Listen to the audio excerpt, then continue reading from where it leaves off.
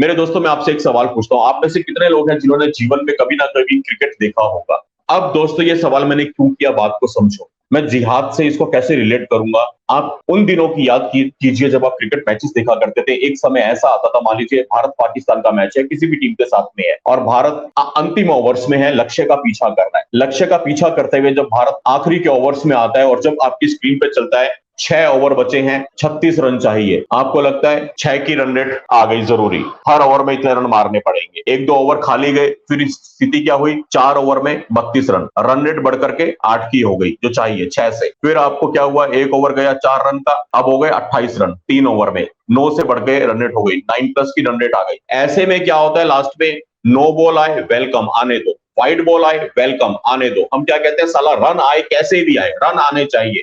Square cut मारा, ball छिटक के पीछे चली गई, बाहरी किनारा लेके बल्ले का, कीपर के हाथ में नहीं आई, चौका लग गया। हम क्या कहते हैं, रन चाहिए भगवान कैसे भी आए, इस समय रन की जरूरत है। नो बॉल वाइड बॉल कुछ भी हो, डॉट, बस रन आने चाहिए, बॉल खाली ना जाए। जिहाद सिर्फ बम और बंदूक से नहीं होगा, समझ लीजिए।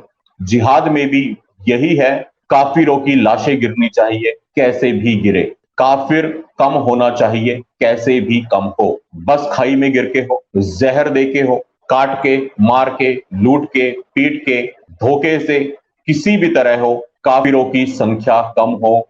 ये है जिहाद, ये है उनका लक्ष्य, ये है गजवाए हिंद। जरूरी नहीं कि बम और बंदूक से ही अब इस लड़ाई को वो लोग आगे खेलेंगे, इस लड़ाई को वो लोग आगे जीतेंगे।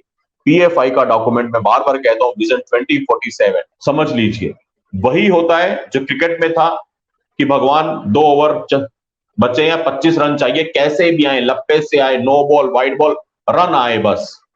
यही जिहाद है। बम बंदूक वाला दौर था, वो धीरे धीरे अभी चल रहा है नीचे नीचे, लेकिन बड़ी बात क्या है, काफिरों की संख्या कम हो, बस गड्ढे में गिरे, खाई में गिरे, टायर पंचर हो, ब्रेक फेल हो, ड्राइवर मोहम्मद अहमद हो, कुछ भी हो, ये सब जिहाद के ही रूप है।